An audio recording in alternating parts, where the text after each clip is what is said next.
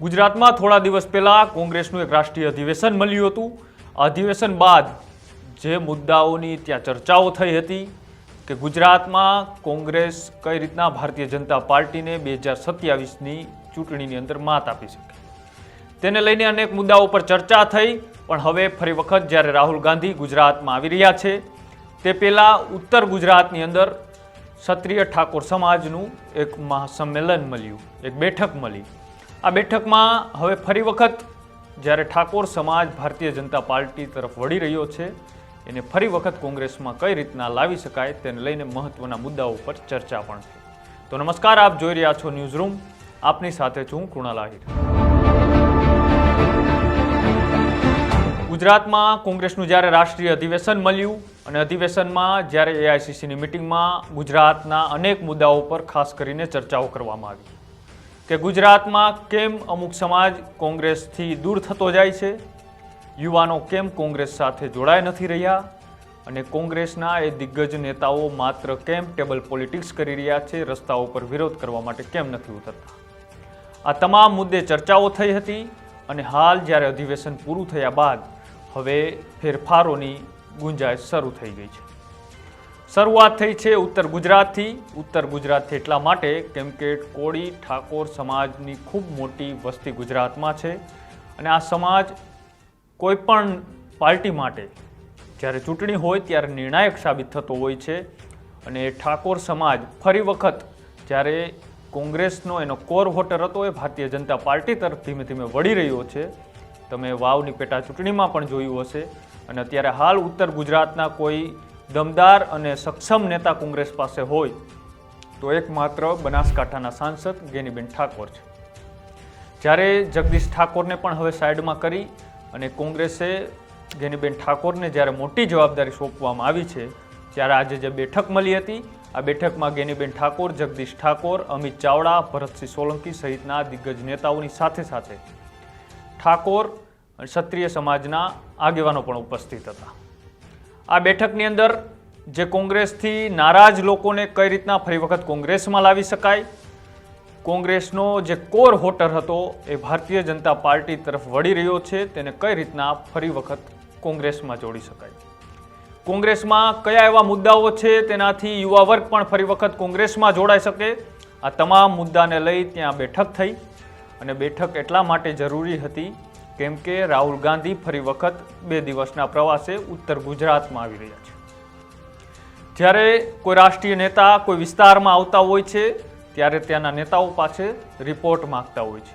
જ્યારે રાહુલ ગાંધી ઉત્તર ગુજરાતમાં આવશે ત્યારે ચોક્કસથી ત્યાંના કોંગ્રેસના નેતાઓ પાસે રિપોર્ટ માંગશે અને કામગીરીના ભાગરૂપે હવે તેના આવવા પહેલાં જ કોંગ્રેસના નેતાઓએ કામગીરી શરૂ કરી દીધી છે।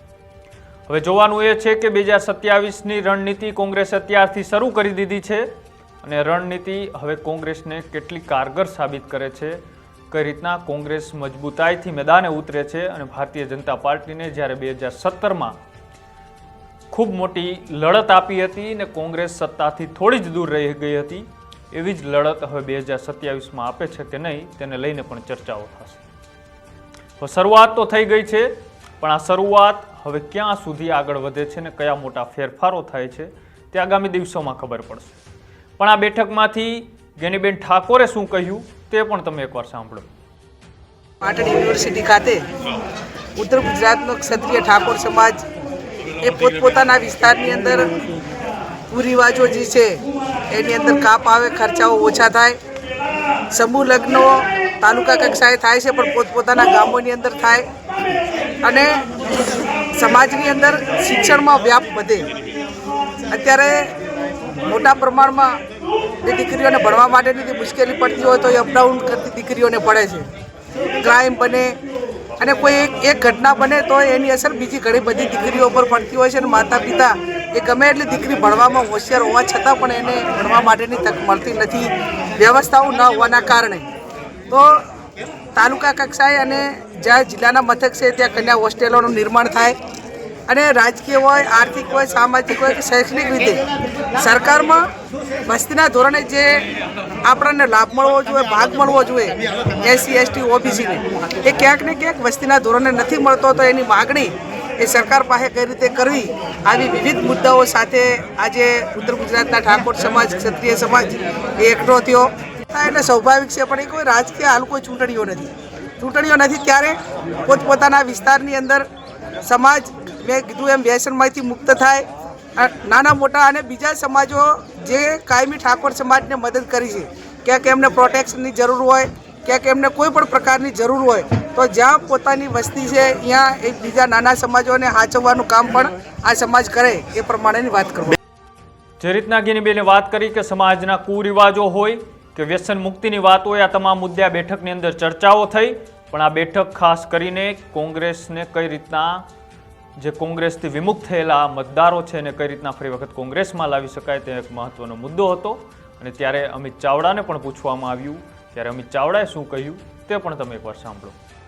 કોંગ્રેસનું નેતૃત્વ અને ખાસ કરીને રાહુલ ગાંધીજીએ ગુજરાતના લોકોને એનો હક અધિકાર મળે, ન્યાય મળે, જે પણ અન્યાય થઈ રહ્યો છે, શોષણ થઈ રહ્યું છે, એની સામે કોંગ્રેસ લોકોનો અવાજ બુલંદ કરશે, લોકોની વચ્ચે જશે, કોંગ્રેસને લોકોના પ્રશ્નોને ઉઠાવશે. એ વાત ને વિચાર એમણે ગુજરાતની મુલાકાત વખતે વ્યક્ત કર્યો હતો. અને અધિવેશનમાં પણ આખા દેશના કોંગ્રેસના નેતૃત્વએ ન્યાયપથ, સંકલ્પ, સમર્પણ અને સંઘર્ષનો સંદેશ આપ્યો છે. ત્યારે ગુજરાતની જનતા વચ્ચે જવા માટે કોંગ્રેસનું સંગઠન મજબૂત બને, હાલમાં જે સંગઠન છે એની સમીક્ષા થાય, નવા યોગ્ય લોકોને તક મળે, જે કામ કરતા લોકો છે એને પ્રોત્સાહન મળે, ને જે કામ નથી કરતા એને બદલવામાં પણ આવે. એ વિચાર સાથે આખા દેશના અલગ અલગ પ્રાંતોમાંથી ખૂબ સિનિયર આગેવાનોને એક જિલ્લાના પ્રભારી તરીકે નિમણૂક કરી છે. અને ગુજરાતમાંથી પણ સિનિયર આગેવાનોની જિલ્લાના પ્રભારી તરીકે નિમણૂક કરવામાં આવી છે. અને એની સંગઠનની સમીક્ષા અને પુનઃરચનાની શરૂઆત 15 તારીખથી રાહુલજી ખુદ આવી રહ્યા છે.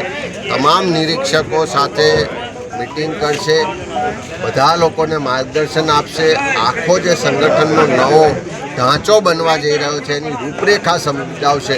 અને 16 તારીખે અરવલ્લી જિલ્લામાંથી આ સંગઠનની પુનઃરચનાની શરૂઆત રાહુલજી ખુદ કરાવવાના છે.